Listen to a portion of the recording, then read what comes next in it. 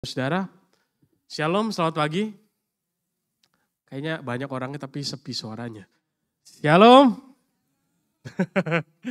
Ya, saya bersyukur sekali boleh diberikan kesempatan, boleh memberitakan firman Tuhan di tempat ini. Ini kali pertama saudara ya, saya hadir di tempat ini. Mungkin bagi Bapak Ibu Saudara yang belum mengenal, saya namanya Yeskiel Hartanto, Yeskiel Alfa Andika Hartanto, gitu ya. Bisa panggil Heski Bapak Saudara.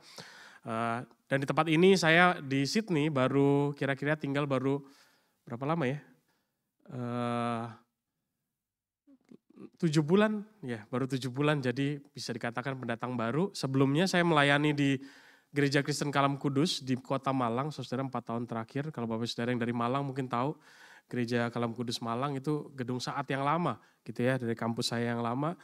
Dan saat ini saya ada di tempat ini karena proses studi mengambil Master of Theology di Charles Sturt University, gitu ya. Dan selama studi saya diminta untuk membantu di IPC gitu ya, di IPC Renwick, membantu Pak Joni di sana.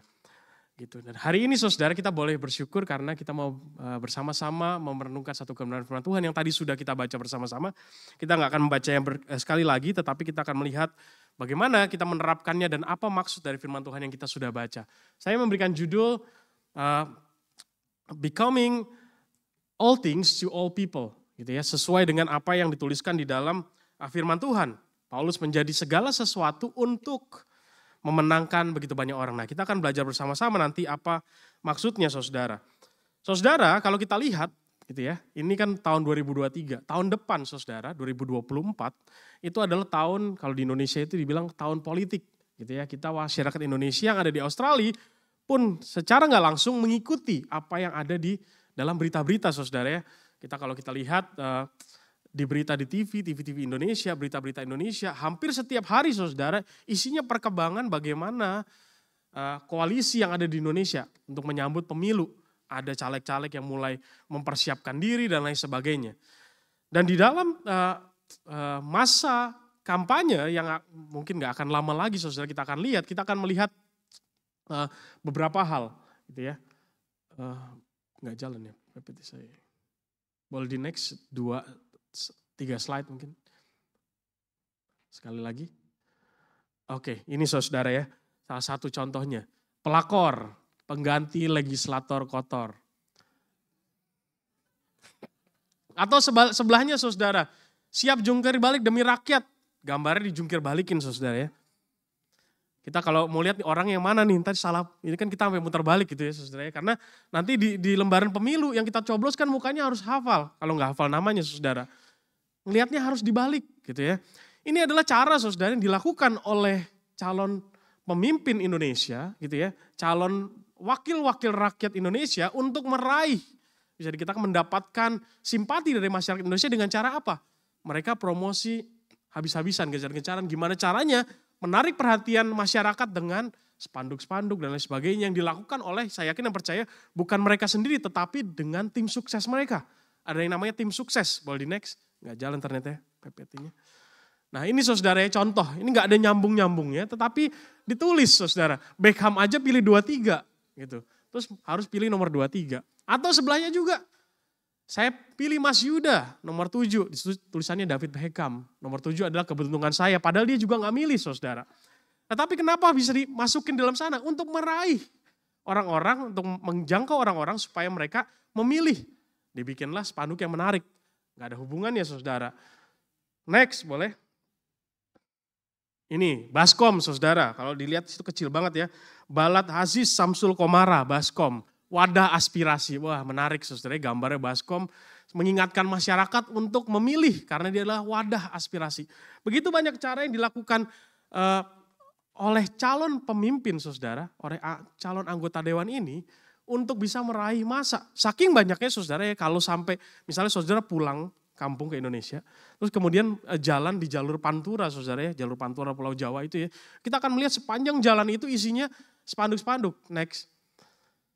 Nah, itu sampai nutupin jalan rumah orang saudara. Jadi kalau kita lihat, kita mau ke rumah ini, mana rumahnya? Nggak kelihatan, ketutupan spanduk. Gitu ya saudara. Begitu banyak spanduk-spanduk yang dilakukan atau ditempelkan, digantungkan oleh calon-calon pemimpin Indonesia ketika menjelang pemilu. Ini gambar-gambar dari tahun 2019 saudara ya. Jadi mungkin mereka sudah tidak lagi mencalonkan diri atau mencalonkan diri lagi, saya tidak tahu saudara. Tetapi gambar-gambar ini menunjukkan bahwa ada orang-orang yang berusaha untuk memenangkan orang lain, memenangkan hati orang lain, untuk memilih mereka menjadi calon pemimpin bangsa.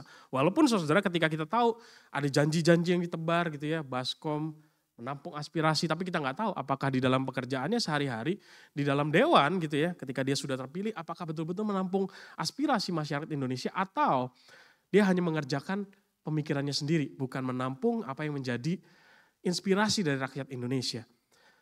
Dan kalau kita lihat saudara, di Indonesia begitu ketika calon presiden gitu ya, mulai mendeklarasikan diri, saya akan menjadi calon presiden, saya akan menjadikan calon presiden dan sebagainya saudara. Kemudian dipilihlah yang namanya tim sukses.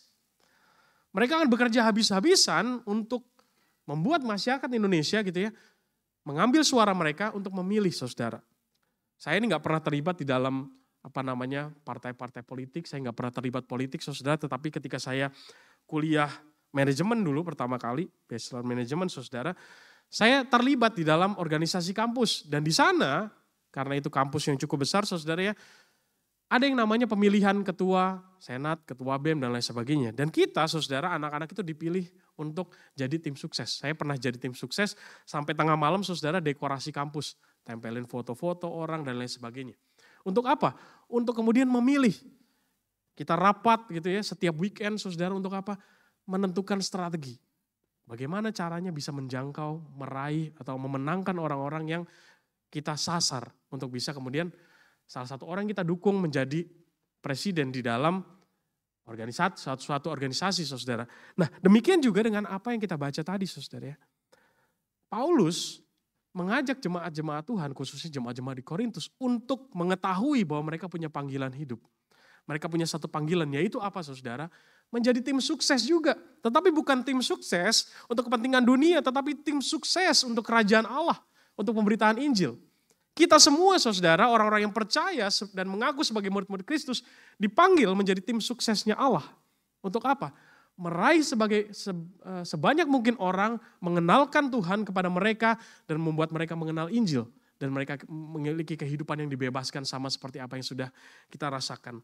Saudara, sama seperti kehidupan di dalam politik ya. Kadang-kadang tim sukses itu bisa blunder saudara. Sama juga dengan kehidupan kita. Ketika kita dipanggil menjadi pemberita-pemberita firman Tuhan. Pemberita-pemberita Injil. Menceritakan kebaikan Tuhan. Bersaksi bagi Tuhan. Itu bukan tugas pendeta aja saudara. Tetapi kita semua. Dan kita yang dipanggil saudara.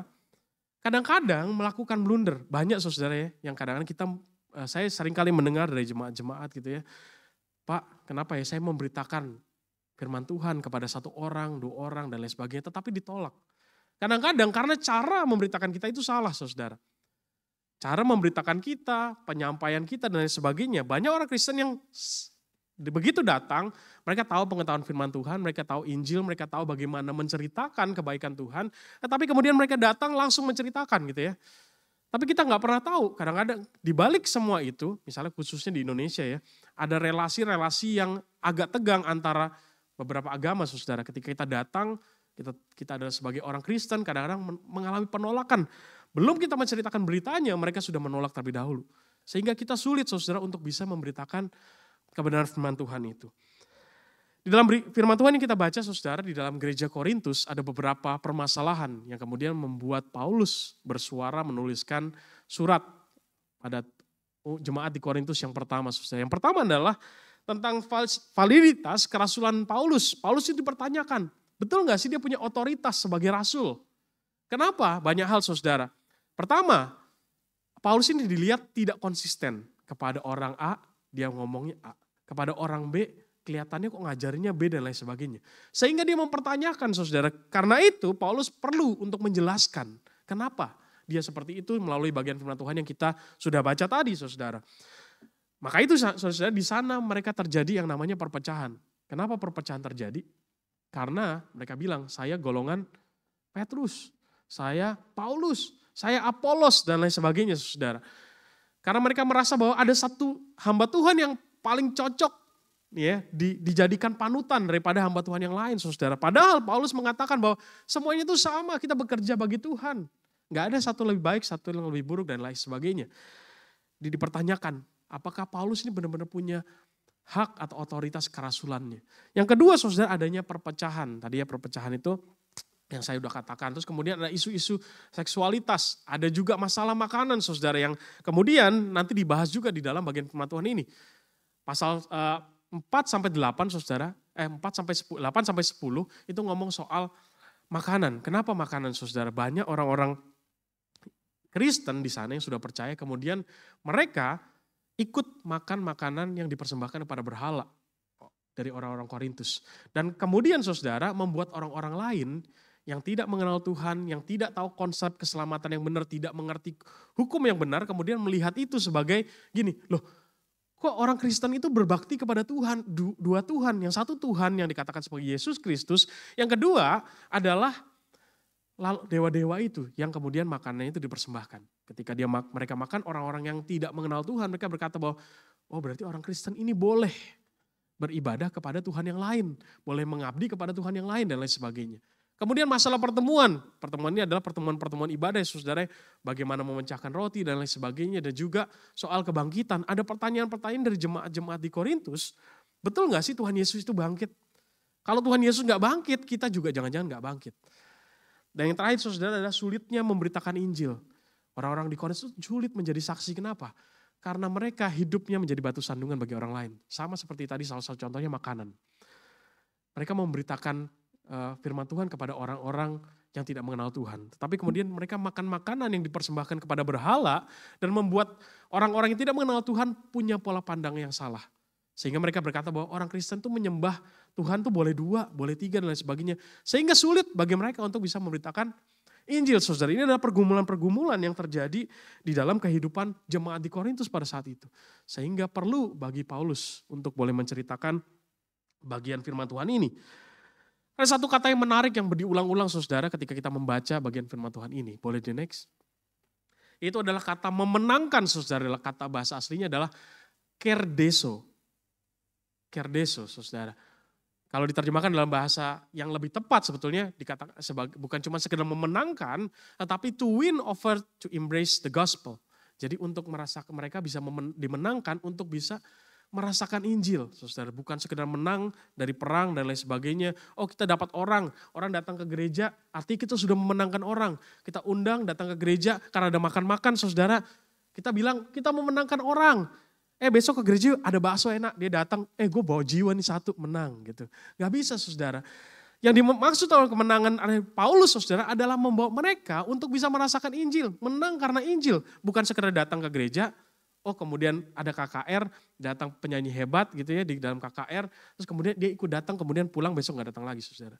Tapi memenangkan jiwa di sini adalah membuat mereka menang karena merasakan Injil dalam kehidupan mereka saudara. Jadi kalau kita katakan berapa banyak kita membawa jiwa, bukan berapa banyak kita ajak ke gereja saudara ya, bukan berapa banyak kita ajak ke KKR Natal, terus kemudian besok datang atau enggak lagi, tapi bagaimana mereka bisa di dalam kehidupan yang merasakan Injil itu dan kemudian dimenangkan. Itu adalah semangat yang sebetulnya Paulus katakan dan berikan di dalam kehidupan mereka. Dan yang paling penting saudara di dalam bagian firman Tuhan ini next adalah solidarity. Solidaritas.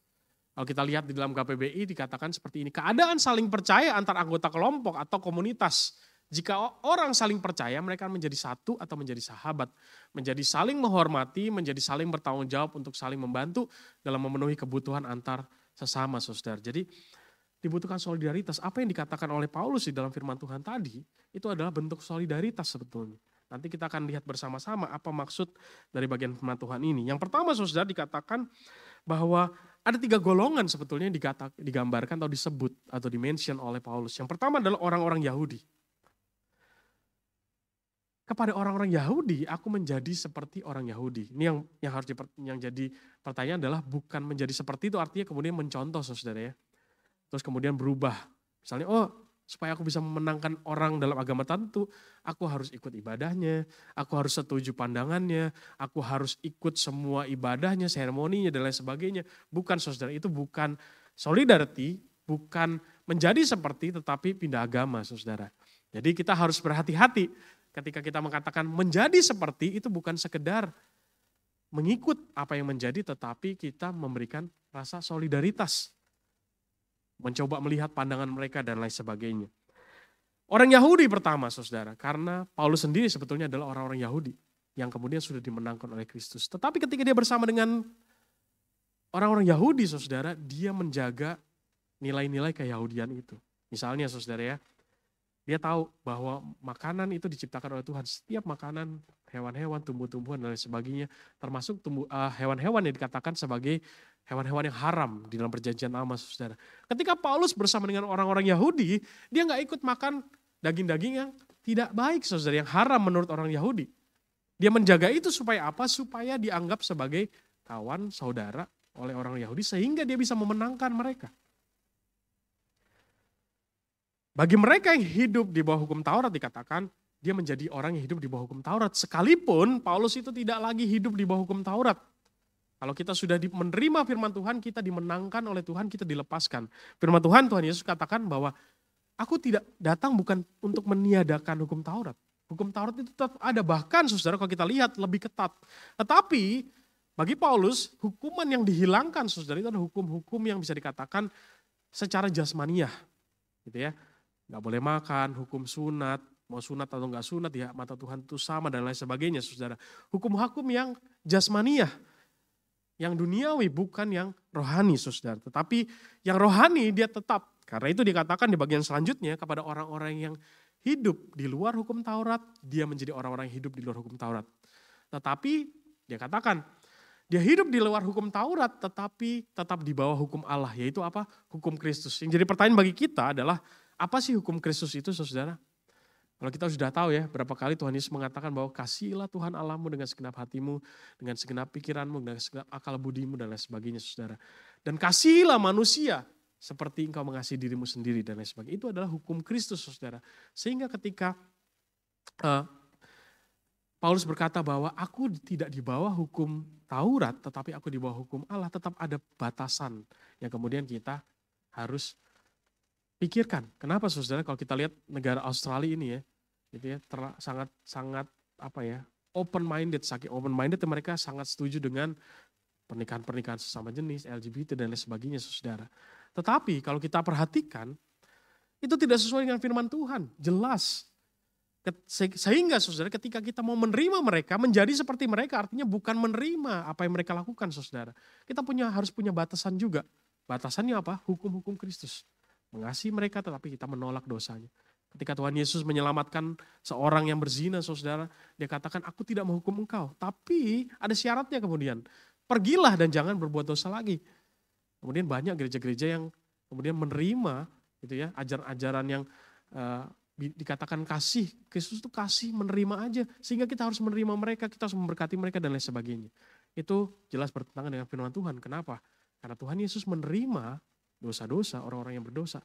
Tetapi kemudian ada perubahan hidup yang harus dilakukan, bukan stay di dalam dosa mereka saudara. Ini harus diperhatikan. Yang terakhir saudara diberikan ingatan juga kepada orang-orang yang lemah, aku menjadi orang yang lemah untuk mendapatkan mereka. Orang-orang lemah itu seperti apa sih? Kalau saya membaca dalam penafsiran saudara, ini gambar orang-orang yang petobat baru atau orang-orang baru percaya. Orang baru percaya biasanya menanyakan begitu banyak hal tentang keimanan mereka, kekristenan mereka. Banyak pertanyaan saudara yang mereka tanyakan. Dan bagi mereka saudara, Paulus ada di tengah mereka. Untuk apa? Untuk sama-sama belajar. Ini yang kadang-kadang menjadi bahaya saudara ya, ketika ada orang datang ke gereja baru bertobat, kemudian kita langsung menjauhi. Wah jangan dikasih kesempatan pelayanan lah. Aduh jangan banyak tanya lah, kalau bisa jangan diundang lagi orang itu dan lain sebagainya saudara gereja. Padahal harusnya kita ada buat dengan mereka. Berjalan bersama mereka sama seperti mereka, sama seperti kita sebetulnya ketika kita pertama kali mengenal Tuhan. Ada buat mereka, mendukung mereka, mendoakan mereka ketika mereka jatuh, kita sama-sama ajak dia bangkit lagi dan lain sebagainya. Itu adalah cara bisa dikatakan untuk bisa menjangkau orang lebih banyak. Dari bagian firman Tuhan ini saudara kita melihat ada 2 poin yang kita bisa pelajari. Yang pertama saudara adalah understanding. Pendekatan understanding saudara, understanding approach saya tulis di situ. Maksudnya apa saudara? Kita mau melihat bahwa ketika kita mau memenangkan orang kita harus mengerti terlebih dahulu siapa yang akan kita layani, kita injili, kita ajak untuk mengenal Tuhan, kita ceritakan kesaksian tentang Injil dan lain sebagainya. Siapa mereka? Banyak orang saudara kemudian tidak mengenal orang lain gitu ya. Terus kemudian kita asal beritakan aja. Maka itu kenapa terjadi penolakan. Tetapi ketika kita mengenal mereka, dekat dengan mereka, menjadi sahabat bagi mereka, lebih mudah untuk kita bisa menceritakan tentang kebaikan Tuhan itu. Bapak saudara, beberapa tahun yang lalu gitu ya di kampus Saat kami bersama dengan teman-teman seminari yang lain, anak-anak calon-calon hamba Tuhan yang lain, kemudian dikirimkan untuk mengikuti retret, saudara. Retretnya bukan retret kekristenan, tetapi lintas agama. Jadi saat mengutus beberapa orang, ada dari sekolah teologi Islam, dari mana, kumpul sama-sama. Gitu ya. Di sana kita cukup kaget, terkejut. Kenapa? Karena orang-orang dari agama yang lain, saudara, kaget. Mereka tuh punya pandangan yang salah tentang kita. Mereka sudah diberikan doktrin mungkin sama orang tua mereka, sama ajaran-ajaran yang mereka terima, bahwa orang Kristen itu seperti ini. Ternyata saudara, 3-4 hari kita kumpul bersama-sama, retret bersama-sama. Mereka itu ketika pulang ngerasa kayak saudara. Padahal kita ini berbeda-beda. Gitu. Mereka bilang, oh aku gak pernah punya teman agamanya Kristen. Ternyata orang Kristen itu seperti ini dan lain sebagainya. Kenapa saudara? Karena kita gak pernah membangun relasi, membuka relasi, coba dekat dengan mereka, menjadi kesaksian bagi mereka dan lain sebagainya. Dan di sana saudara membuka kesempatan bagi orang-orang yang belum percaya untuk bertanya. Siapa sih Tuhan Yesus? Kenapa sih Tuhan Yesus? Kenapa sih kalian ibadah hari Minggu? Kenapa sih kalian saling memperhatikan, saling mengasihi dan lain sebagainya? Kalau kita nggak punya relasi itu saudara, nggak punya koneksi, nggak punya hubungan dengan orang lain, sulit rasanya untuk kita bisa memberitakan firman Tuhan. Karena ada jarak saudara. Maka itu kenapa firman Tuhan katakan, Paulus bilang, aku mau menjadi seperti semua orang untuk memenangkan sebagian daripada mereka. Atau sebanyak-banyaknya orang, aku mau menangkan dengan cara apa? Aku menjadi seperti mereka saudara. Menjadi seperti mereka, kita nggak bisa menjadi seperti mereka kalau kita tidak tahu siapa mereka. Oh aku mau jadi seperti Cristiano Ronaldo, pemain sepak bola. Seperti apa tuh? Oh rambutnya botak, yang depannya ada kuncungnya. Bukan, itu Ronaldo dari Brazil, saudara. Kayak gitu ya. Kalau kita nggak kenal, kita nggak tahu juga bagaimana kita bisa menjadi seperti. Jadi kita harus dekat, kita harus belajar, kita harus mengenal. Next, seorang teolog saudara namanya D.A. Carson. Ya, penulis buku juga dia katakan seperti ini. The biggest mistake in sharing the gospel is when we judge instead of love. Condemn instead of understand. And isolate instead of invite.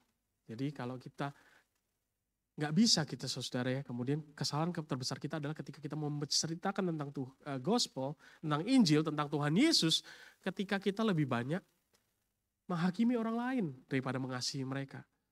Ketika kita lebih banyak mencoba membuat mereka salah, menyalahkan mereka daripada mengerti sebetulnya apa yang menjadi pergumulan, pertanyaan mereka dan sebagainya. Dan kadang-kadang yang paling parah saudara yang terjadi di gereja adalah kita mengisolasi diri. Bagi kita, komunitas kita adalah komunitas sesama orang percaya. Di luar sana bukan. Hal ini saudara adalah kesalahan terbesar menurut D.A. Carson di dalam pemberitaan Injil. Jadi katanya kan bulan ini bulan misi saudara ya. Pak Kasdi bilang sama saya bulan misi. Ketika kita mau bermisi saudara, kita harus sadar bahwa kita harus bongkar tembok-tembok membatas itu supaya kita bisa menjangkau orang lain. Kalau kita nggak mengenal, itu sama aja kayak orang buta saudara mau memberitakan atau menceritakan orang lain kepada orang yang dia tidak tahu. Saya pernah membaca sebuah cerita saudara ya, sebuah cerita yang ya cukup nyeleneh buat saya pribadi. Ceritanya itu tentang beberapa hewan saudara. Tentang beberapa gembala yang bisa dikatakan sedang mengembalakan hewan-hewannya. Yang pertama saudara adalah seorang gembala domba. Dia ini tuli saudara. Di dalam perjalanannya pada pagi hari itu dia katakan bahwa di rumahnya saudara itu istrinya ini akan mengantar makanan. Jadi ketika siang hari, ini pagi hari dia mengembalakan dombanya, dia biasanya istrinya ini akan mengantarkan makanan setiap siang hari. Nah dia sudah tunggu sampai siang saudara, tapi kemudian istrinya ini gak datang-datang bawa makanan. Akhirnya dia katakan seperti ini, aku mau titipkan dulu nih domba-domba ini, aku mau pulang sebentar ngambil makanan kemudian balik lagi. Di situ saudara dilihat ada seorang pemotong rumput. Dia katakan sama pemotong rumput ini, pemotong rumput tolong ya jagain. Dia tulis saudara, tapi dia bisa ngomong, gak bisu. Dia katakan, tolong jagain dombaku. Aku mau pulang ke rumah, ambil makanan dari istriku. Gitu ya. Terus kemudian pemotong rumput itu bingung saudara. Apa sih yang dikatakan oleh penjaga domba ini, gembala domba ini. Ternyata saudara, yang di sana pemotong rumput itu juga tuli. Jadi dua-duanya tuli. Yang satu ngomong, tolong jagain dombaku. Yang satunya bilang, apa aku gak dengar? Itu domba-dombamu bukan domba-dombaku. Kemudian dia pulang saudara ke rumahnya ngambil bekal makanan. Sampai dari rumah, dia sampai ke tempatnya dia mengembalakan domba, dia lihat, oh dombanya lengkap saudara. Dombanya komplit, dombanya lengkap. Dia bilang gini, oh aku mau berterima kasih kepada pemotong rumput yang tadi udah jaga dombaku. Padahal pemotong rumputnya gak tahu tadi suruh jaga domba saudara ya. Dia pikir gini, aku pilih satu dombaku yang cacat, kakinya cacat saudara.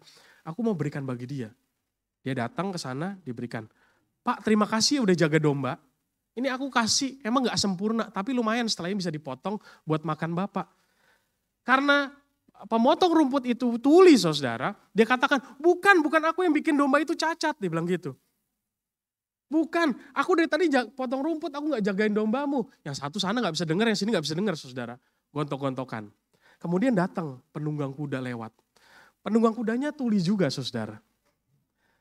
Penunggang kuda ini bilang kayak gini, ini ngapain nih orang-orang berantem. Yang satu, pemilik domba itu atau gembala domba itu komplain sama pengendara kuda ini. Pak, ini aku mau kasih domba yang udah cacat ini hadiah persembahan buat ucapan terima kasih kepada pemotong rumput. Pemotong rumput, enggak Pak, bukan aku yang bikin salah, bukan aku yang mengendarai, bukan aku yang mencelakai dombanya sampai cacat begitu dan sebagainya.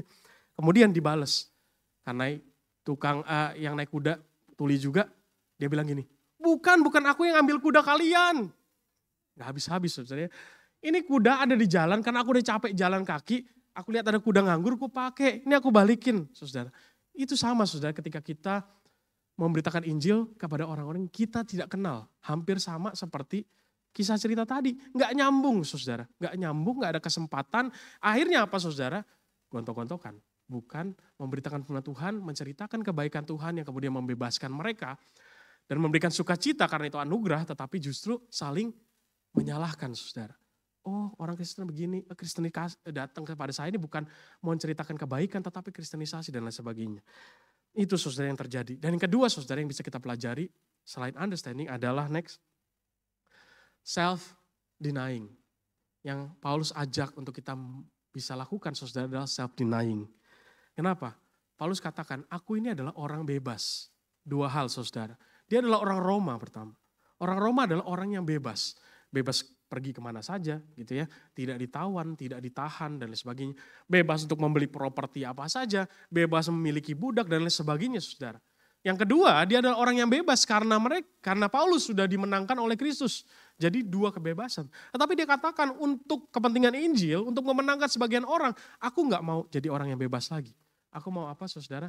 Aku mau menghambakan diri kepada semua orang, dia katakan seperti itu. Bagian firman Tuhan ini kalau kita lihat saudara ini adalah sebetulnya salah satu contoh daripada Paulus. Bentuk dia bebas adalah dia tidak mau menerima support dari jemaat di Korintus. Supaya dia bisa memenangkan sebanyak mungkin orang di dalam pelayanannya. Tetapi kalau dia tidak self-denying saudara sepertinya sulit. Kenapa? Karena kita kadang-kadang itu punya egois masing-masing. Oh yang paling benar adalah aku. Begitu ada pertanyaan, begitu diserang, begitu kita ditanya balik yang menyakiti hati kita langsung defensif. Gak mencoba memahami siapa mereka dan lain sebagainya. Terus kemudian kita lepaskan begitu saja. Next. Ini saudara ya, tadi saya sudah katakan ya, not being outside the law of God, but under the love of Christ. Jadi ketika kita harus mau self-denying, kita juga harus punya pagar. Gitu ya. Jangan sampai kita kemudian menerima semua orang, kemudian kita juga menerima dosa-dosanya yang tidak sesuai dengan kebenaran firman Tuhan dan lain sebagainya. Itu yang harus kita miliki saudara. Kenapa saudara kita harus self-denying? Karena ketika kita mau memenangkan orang, ketika kita mau memberitakan Injil, ada pengorbanan yang harus kita lakukan. Khususnya saudara, saya di Malang itu banyak mengerjakan pelayanan kepada anak muda dan digital ministry. Digital ministry adalah mencoba menjangkau jemaat-jemaat saya melalui pelayanan digital, khususnya misalnya postingan Instagram, gitu ya, tulisan-tulisan rohani, kata-kata yang lain, gitu ya. Terus kemudian kita pakai hashtag. Tujuannya untuk apa? Siapa tahu ada orang lain yang nggak sengaja melihat hashtag tertentu, kemudian melihat postingan kita, terus kemudian menjadi percaya, gitu ya. Khususnya buat anak-anak muda. Anak-anak muda generasi Z dan seterusnya sudah dikatakan sebagai orang-orang yang disebut dengan digital native. Digital native itu apa? Mereka itu senang dengan digital. Bahkan mereka lebih senang ada di dunia digital daripada di gereja, di dalam komsel-komsel dan lain sebagainya. Akhirnya bagaimana cara menjangkau mereka? Sudah kita harus belajar apa yang menjadi bahasa mereka. Gereja harus belajar bagaimana menjangkau mereka melalui cover-cover lagu yang kita lakukan juga untuk menjangkau. Mereka bisa datang pada gereja kita melalui tayangan YouTube, gitu, melalui podcast. Kalau di Indonesia itu anak-anak muda itu senang dengan podcast. Kita misalnya membuat podcast yang menjawab pergumulan-pergumulan mereka. Tetapi bagi generasi yang sudah ada di atasnya, saudara, kita harus melakukan pengorbanan. Kenapa? Kita harus belajar.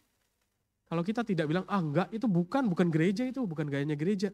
Gereja itu kumpul di gereja dan lain sebagainya. Kita nggak akan pernah bisa menjangkau mereka, saudara, kalau kita nggak self-denying. Oh, gereja itu seperti ini. Enggak, kita harus mulai berubah supaya bisa menjangkau semakin banyak orang. Di Malang juga, saudara, dalam satu acara kedukaan gitu ya, ada satu ibu yang kemudian datang kepada saya, ada istri saya juga waktu itu. Dia katakan seperti ini, nanti setelah COVID kamu ikut ke gereja ya, bareng sama Kak Heski. Dia bilang gitu. Terus anak muda ini dibilang gini, enggak, aku mau online aja. Bilang gitu. Ini real, saudara ya. Banyak anak-anak muda yang mereka lebih senang nikmati ibadah, dekat dengan Tuhan, mencari Tuhan melalui dunia yang sesuai dengan mereka. Kalau kita tidak mau merendahkan diri menjadi seperti semua orang, menjadi seperti anak muda, menjangkau mereka lewat anak muda, sulit untuk bisa menjangkau generasi yang sekarang, saudara. Demikian juga dengan hal-hal yang lain. Bukan cuma anak muda, saudara, ada generasi yang lebih lanjut dan lain sebagainya. Dan kita harus punya cara dan strategi untuk bisa menjangkau mereka.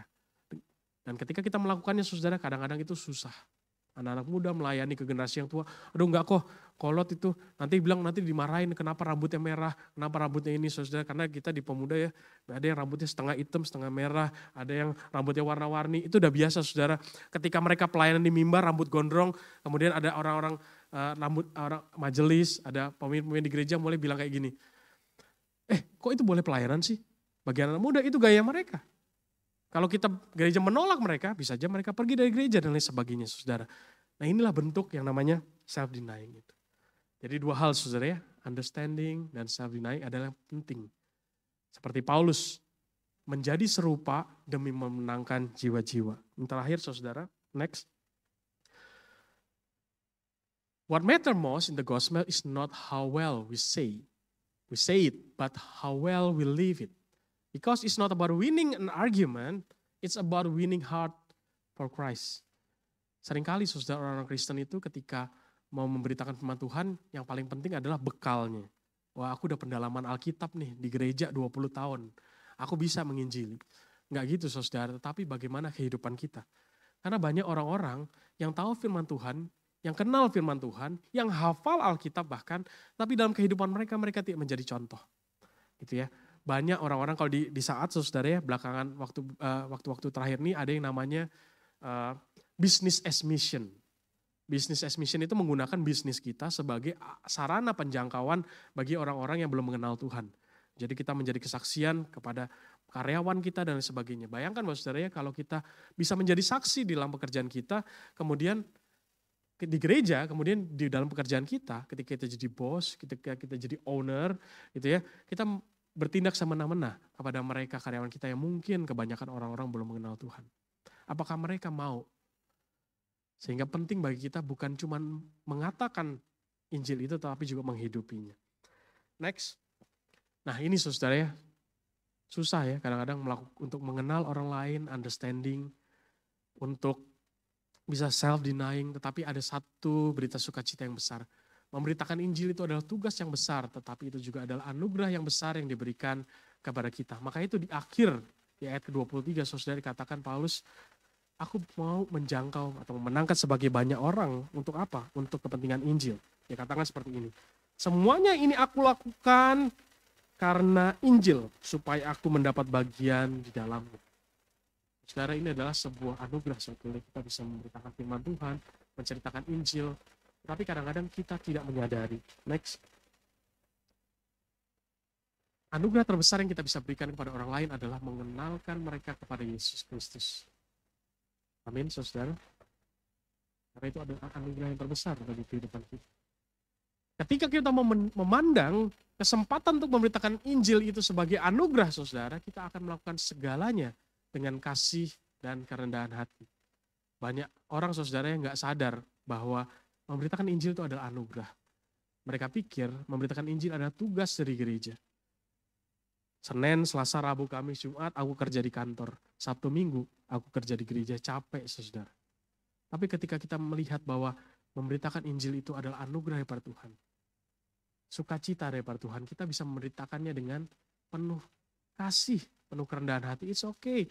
Selama aku bisa terlibat di dalam pemberitaan Injil, aku senang, aku sukacita dan lain sebagainya. Itulah yang dirasakan oleh Paulus. Dan saya yakin dan percaya setiap kita di tempat ini, saudara, sudah punya Injil itu di dalam hati kita masing-masing.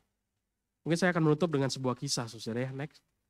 Ini kisahnya udah sering kali saya pakai, saudara, dalam khotbah, khususnya khotbah penginjilan, saudara. Ada seorang pemain biola, bagi yang senang musik-musik klasik dan biola, saudara, mungkin pernah dengar gitu, salah satu pemain biola yang luar biasa yang namanya Fritz Kreisler, saudara. Fritz Kreisler ini adalah seorang pemain biola yang hidup kira-kira pada tahun 1875 sampai 1960-an, saudara. Dia adalah pemain biola yang cukup digandrungi orang-orang pada saat itu, dan dia mengadakan konser itu keliling dunia, saudara. Jadi dia selalu keliling dunia mengadakan konser. Tetapi yang menarik, saudara ya, biasanya pada waktu itu musisi-musisi itu adalah orang yang sangat kaya. Kenapa sangat kaya? Karena mereka punya uang dari hasil konser di mana-mana yang begitu luar biasa. Tetapi bedanya Fritz Kreisler ini setiap kali dia selesai konser, dia cuma ambil sebagian uang dari hasil konser itu, dia pegang untuk kebutuhan hidupnya secukupnya. Sisanya, saudara, dia sumbangkan kepada panti-panti, panti asuhan, panti jompo, tempat-tempat yang membutuhkan. Dia sumbangkan, saudara. Sehingga Fritz Kreisler ini terkenal sebagai pemain biola yang hidupnya sederhana. Di satu kesempatan dalam kehidupannya, saudara, dia berjalan di dalam lokasi sekitar perdagangan dekat rumahnya, saudara. Dia melewati satu toko musik yang begitu indah, begitu bagus. Di dalam satu etalase musik itu, saudara, dia melihat sebuah biola yang indah. Dia katakan, wah, aku pengen beli biola ini. Sehingga penampilanku nanti ketika konser ini akan lebih baik lagi. Dia masuk, saudara, ke dalam toko biola itu, dia tanya sama pemilik tokonya, berapa harganya? Ketika pemilik toko tersebut mengatakan harganya, Fritz Kreisler ini terkejut karena dia nggak punya cukup uang untuk beli biola itu. Akhirnya dia katakan seperti ini, oke, mulai sekarang setiap konser-konser aku akan kumpulkan lebih untuk aku bisa beli biola tersebut. Akhirnya singkat cerita, saudara, nggak terlalu lama dia berhasil mengumpulkan uang yang cukup untuk membeli biola tersebut. Dia bergegas lari ke tempat atau toko musik itu, dia katakan, aku mau beli biola yang kemarin. Tapi pemilik toko itu berkata bahwa, no, biolanya udah gak ada. Sudah dibeli sama Bapak A, sang kolektor musik itu. Karena Kreisler tahu Bapak ini, saudara, dia datang ke rumah Bapak itu. Dia ketok pintunya, dia berkata, Pak, aku nih kumpulin uang, pengen beli biola yang waktu itu aku lihat bagus banget. Tapi kata pemilik toko, Bapak yang beli. Boleh gak, Pak? Saya beli. Saya lebihin deh, biar ada untungnya. Bapak itu bilang, no, aku kolektor musik. Biola ini indah banget. Dan aku sudah menyiapkan tempat yang bagus di dalam sebuah lemari yang indah untuk biola tersebut. Dia katakan seperti itu. Pak Kreisler terus membujuk pemilik biola ini, tapi tetap gak bisa, saudara. Akhirnya dia menyerah juga. Dan ketika dia mau pulang, dia punya ide. Pak, boleh gak ya, saya mainin biola ini sekali aja sebelum disimpan di dalam lemari itu. Oke, boleh Pak Kreisler, silakan mainkan. Dipinjemin, saudara, biolanya, terus kemudian Pak Kreisler mulai memainkan biola tersebut.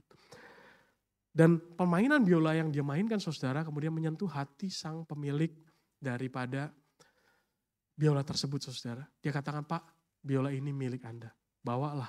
Biarlah setiap orang mendengarkan lantunan lagu dari biola tersebut. Saya nggak berhak untuk menyimpannya di dalam lemari saya. Saudara, dalam kehidupan kita juga punya lantunan lagu yang indah sebetulnya, yaitu Injil. Kita dulu orang berdosa. Tetapi karena kasih Allah yang begitu besar, Dia mengirimkan anaknya bagi kita, mati bagi kita, menebus dosa kita. Sehingga setiap dosa-dosa kita, saudara, itu sudah dilepaskan oleh Allah. Hukuman kita sudah ditanggung oleh Allah. Dan itu menjadi berita yang indah sekali. Saya yakin dan percaya, kebanyakan daripada kita yang bertobat, saudara, pertama kali momen bertobat, ketika menerima berita Injil itu, mungkin dari sebagian daripada kita yang menangis, terharu, mengasihi Tuhan, cinta Tuhan. Tetapi kemudian seiring berjalan waktu, kita simpen alunan nada yang indah itu dalam hati kita. Kita gak membagikan buat orang lain. Saya mau ngajak kita, saudara, bagi setiap kita yang sudah punya anugerah itu daripada Tuhan, untuk kita gak egois menyimpan dalam hati kita, tetapi kita juga memberitakannya bagi orang-orang lain. Sehingga mereka yang melihat kehidupan kita, mereka melihat ucapan-ucapan kita, pemberitaan firman Tuhan kita, mereka bisa mendengarkan lantunan yang indah daripada Injil itu yang ada dalam kehidupan kita, sehingga mereka diubahkan. Gampang atau enggak, Bapak Saudara? Enggak. Harus mengerti orang lain, harus berkorban.